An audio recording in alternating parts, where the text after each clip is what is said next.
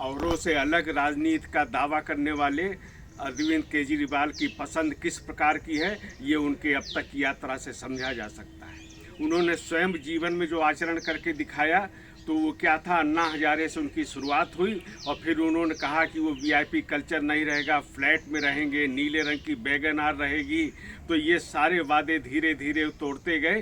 किसी ने उनसे नहीं कहा था कि आप मुख्यमंत्री बनने के बाद फ्लैट में रहिए, लेकिन वो उन्होंने खुद कहा। और उसके बाद जब जिस तरह से अमित शाह ने जो नाम दिया है शीश महल, किस तरह का उसका भव्य निर्माण किया गया है, कोई आम आदमी व्यक्ति क्या इस तरह की कल्पना भी कर सकता है? इस तरह का जो जीवन है वो आम आदमी के लिए नहीं होता, ये उन्होंने बताया। फिर उनकी पसंद के किस तरह के लोग हैं, वो सत्येंद्र जैन उनकी पसंद में हैं, मनीष सिसोदिया उनकी पसंद में है, जो पकड़े जाते हैं आबकारी घोटाले में तो कहते हैं मैं महाराणा प्रताप का वंशज हूँ। इतने महापुरुष का नाम लेना इस तरह में, ये अपने में एक शर्मनाक है और ये गलत बात है। फिर उनकी पसंद कौन होते हैं?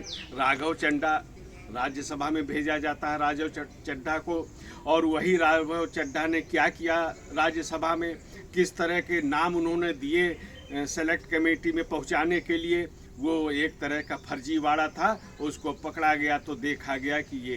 तो मैं ये कहना चाहता हूँ कि जिस तरह की राजनीति केजरीवाल कर रहे हैं, निश्चित रूप से ये देश के हित में नहीं है। दिल्ली देश की राजधानी है, तो इसका एक संदेश जाना चाहिए। और जो सरकार ने किया है अध्यादेश लाकर, और ये बहुत ही न्याय संगत काम है और कांग्रेस के ही कार्य को, कांग्रेस के ही संवैधानिक प्रावधान को लागू किया गया है। और अब तक जिस तरह दिल्ली चली है उस तरह चलाने का प्रयास किया गया है।